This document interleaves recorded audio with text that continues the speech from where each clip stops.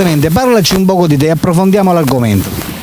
Niente, io non ho vizi particolari, non fumo, non bevo alcol, qualche amaro, poi mi piace giocare a volte al lotto, a totocalcio, tutti questi sport, seguo lo sport, niente, non gioco. Sei un tipo litigioso? No.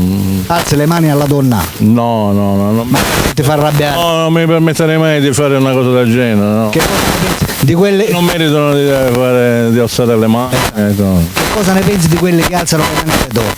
Ma sono tipi violenti secondo me, da condannare, questo è un gesto da condannare, no? Non si deve alzare la mano alla donna. Sì. Ammesso e concesso... Discutere però, non nelle maniere normali. Ammesso e concesso che tu trovassi l'anima gemella, la donna ideale, come la tratteresti questa femmina? Ma la donna è un gentil sesso, quindi non si può usare violenza verso la donna. Quindi la tratteresti bene? Sì, da una signora proprio. Le faresti fare una vita agiata?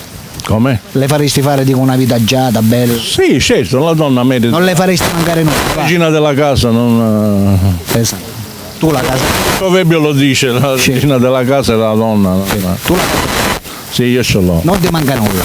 Insomma... Anche se sei senza lavoro? Pure in campagna. Quindi finanziariamente non... No, poi un bel capitalino, niente.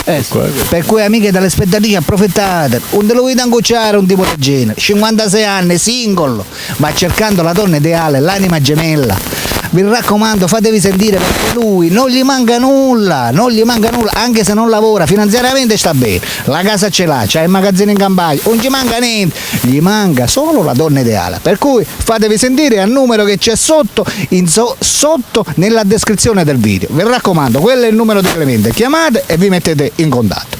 Per la rubrica dei cuori solidari, Alberto vi saluta e vi saluta pure.